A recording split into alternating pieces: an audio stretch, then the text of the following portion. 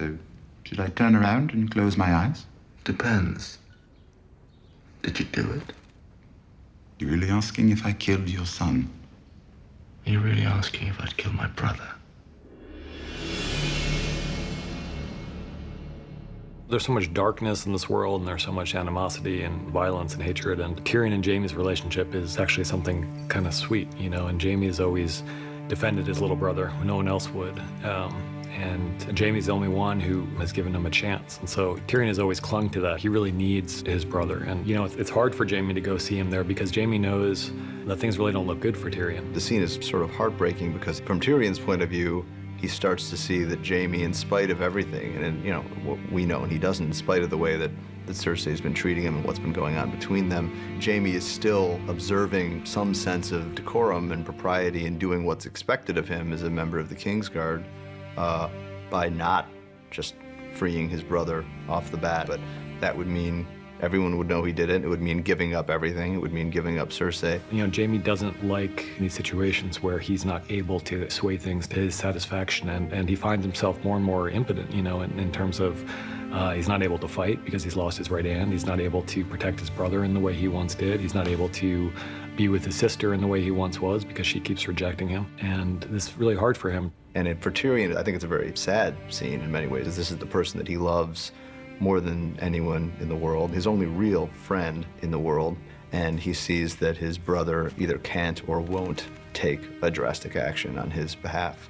So he sort of leaves the scene right where he started it, in a jail cell, awaiting a show trial. The poison.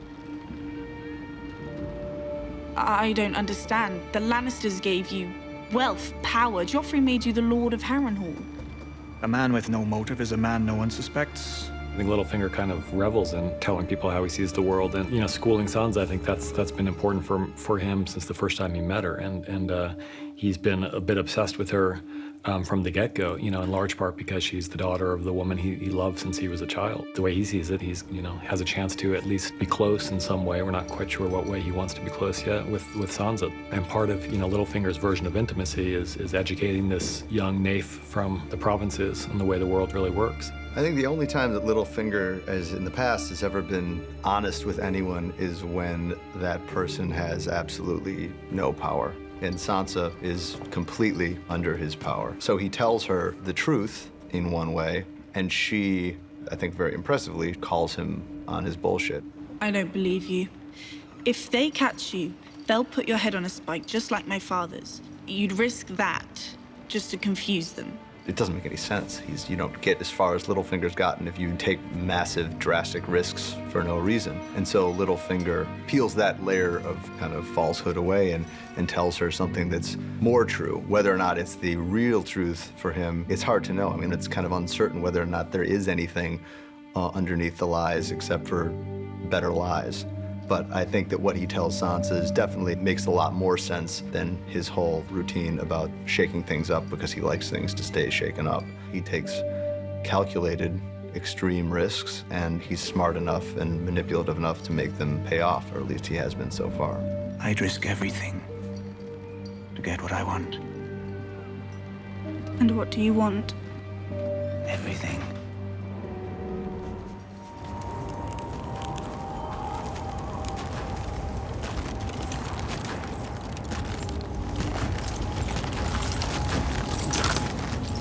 The White Walkers are obviously this threat that's looming over the whole world of the show, whether or not anybody knows it, we know it.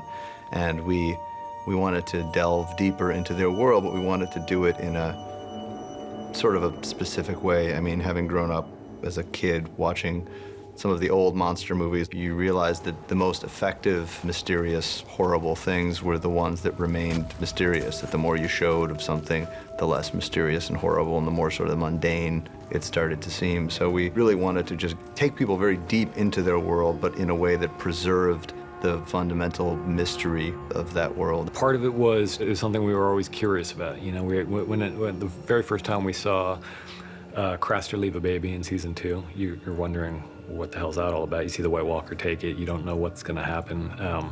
You Are the White Walkers going to eat the babies? Are they going to sacrifice them in some kind of ritual? What happens? We love the idea that there was one last baby that Crester had fathered before he died. And it's a moment that's, while not in the books, is kind of suggested by the books, and a moment that we thought would be really fun to illustrate in a horrifying way. And it was actually pretty horrifying. I mean, it's the kind of thing that, you know, the best, with all the effects, you know, we have great prosthetics and great visual effects and everything else, but the best effect in this case is a real live baby that's, you know, actually unhappy because it's not with his mom. And the baby is really at the point of view in the scene. I mean, the baby's the one we're worried about. He's the one that we care about, whose fate we care about.